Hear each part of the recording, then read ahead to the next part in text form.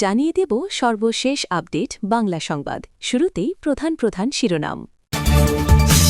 সংসদে রাষ্ট্রপতিকে ভাষণ দানে বিরত রাখতে প্রধানমন্ত্রীকে চিঠি। বিরোধী দল থেকে ডেপুটি স্পিকার নেওয়ার মৌখিক প্রস্তাব দেওয়া হয়েছে স্বরাষ্ট্রমন্ত্রী। ভোট কারচুপির অভিযোগ, আরও 4 আসনে ব্যালট পেপার ও রেজাল্ট শিট হেফাজতে নেয়ার নির্দেশ। আলোচনার মাধ্যমে ঢাকা-দিল্লি বাণিজ্য সমস্যার সমাধান করবে সরকার। ভারতীয় হাইকমিশনারের সাথে বৈঠক শেষে বাণিজ্যমন্ত্রী। সাবেক সিনিয়র সচিব মহিবুলের স্ত্রীর 4 কোটি 20 লাখ টাকার ফ্ল্যাট জব্দ। আন্তর্জাতিক আইন লঙ্ঘন করে খামেনিকে হত্যা করা হয়েছে বাংলাদেশ। এতক্ষণ শুনছিলেন সংবাদ শিরোনাম, এখন শুনবেন বিস্তারিত। সংসদের উদ্বোধনী অধিবেশনে রাষ্ট্রপতিকে ভাষণ থেকে বিরত রাখতে প্রধানমন্ত্রী তারেক রহমান বরাবর চিঠি দিয়েছেন সুপ্রিম কোর্টের আইনজীবী ব্যারিস্টার এএসএম শাহরিয়ার কবির। সোমবার 2 মার্চ এ চিঠি পাঠান তিনি।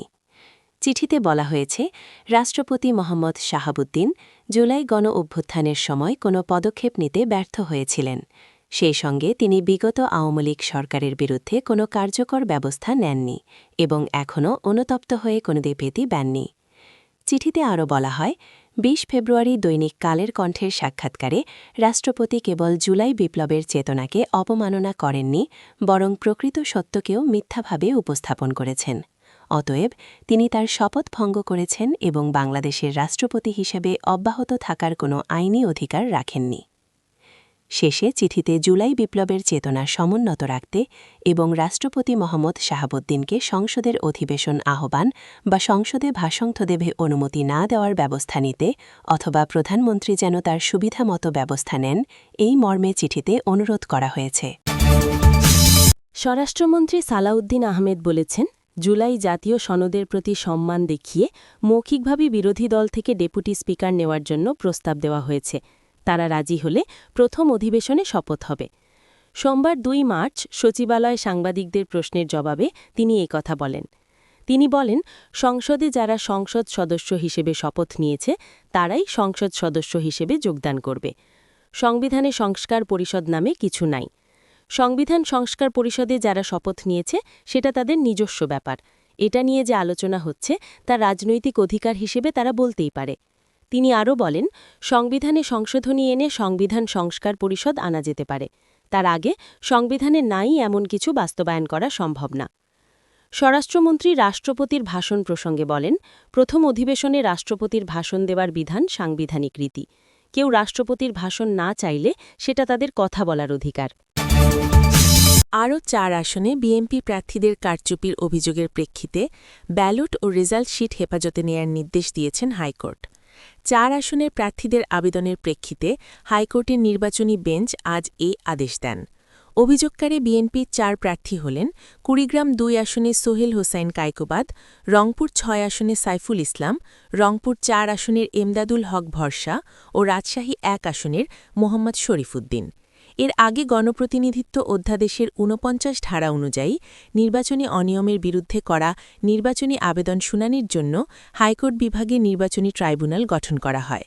বিচারপতি মোহাম্মদ জাকির হোসেনের নেতৃত্বে একক বেঞ্চ এসব আবেদনের শুনানি চলছে।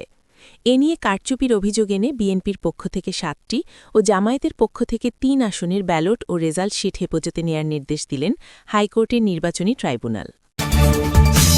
বাণিজ্যমন্ত্রী খন্দকার আব্দুল মোক্তাদির বলেছেন, ভারতীয় হাইকমিশনার আমদানি রপ্তানি পণ্যে নিষেধাজ্ঞা তুলে নেওয়ার বিষয়ে সরকারকে জানাবে এবং আলোচনার মাধ্যমে 2 দেশের বিদ্যমান বাণিজ্য সমস্যার সমাধান করবে।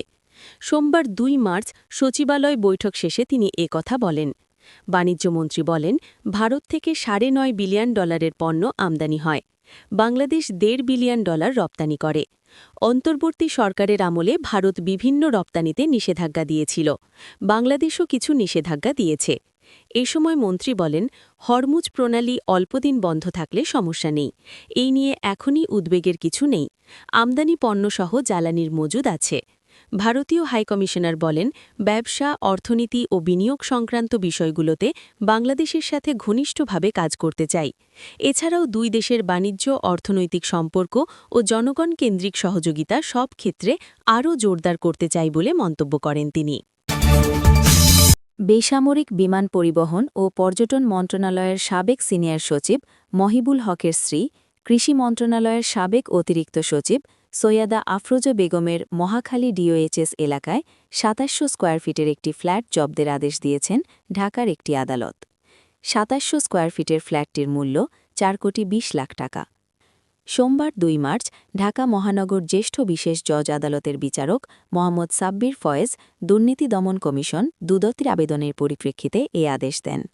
ঢাকা মহানগর দায়রা জজ আদালতের বেঞ্চ সহকারী মোহাম্মদ রিয়াজ হোসেন এ তথ্য নিশ্চিত করেছেন। আবেদনে বলা হয়েছে, মহিবুল হকের বিরুদ্ধে ঘুষ গ্রহণ, বিভিন্ন অনিয়ম ও দুর্নীতির মাধ্যমে দেশের বিভিন্ন উন্নয়ন প্রকল্পের হাজার হাজার কোটি টাকা আত্মসাৎপূর্বক বিদেশে পাচারসহ নিজ ও পরিবারের অন্যান্য সদস্যদের নামে জ্ঞাত আয় বহির্ভূত সম্পদ অর্জনের অভিযোগ বিষয়ে অনুসন্ধানপূর্বক প্রতিবেদন দাখিলের জন্য অনুসন্ধান টিম গঠন করা হয়েছে। ইরানের সর্বোচ্চ নেতা আয়াতুল্লাহ আলী খামেনিকে হত্যার ঘটনায় দেশটির জনগণের প্রতি আন্তরিক সমবেদনা জানিয়েছে বাংলাদেশ। আন্তর্জাতিক আইন লঙ্ঘন করে এ হামলা চালানো হয়েছে বলে জানিয়েছে পররাষ্ট্র মন্ত্রণালয়। সোমবার ২ মার্চ ইসরায়েল ও যুক্তরাষ্ট্রের হামলায় আলী খামেনি নিহত হওয়ার খবর প্রকাশের একদিন পর এক বিবৃতিতে একথা জানিয়েছে বাংলাদেশের পররাষ্ট্র মন্ত্রণালয়। বিবৃতিতে বলা হয়েছে, ইরানের সর্বোচ্চ নেতা আয়াতুল্লাহ আলী খামেনিকে লক্ষ্যবস্তু হামলায় হত্যা করা হয়েছে জেনে বাংলাদেশ সরকার মর্মাহত, যা আন্তর্জাতিক আইন ও নিয়মের লঙ্ঘন। এ ঘটনায় ইরানের ভ্রাতৃপ্রতিম জনগণের প্রতি আন্তরিক সমবেদনা জানায় বাংলাদেশ। বিবৃতিতে আরও বলা হয়েছে, বাংলাদেশ বিশ্বাস করে যে সংঘাত কোনো সমাধান আনে না, বরং সংলাপ, পারস্পরিক শ্রদ্ধা এবং আন্তর্জাতিক আইনের প্রতি আনুগত্যই বিরোধের সমাধান করতে পারে।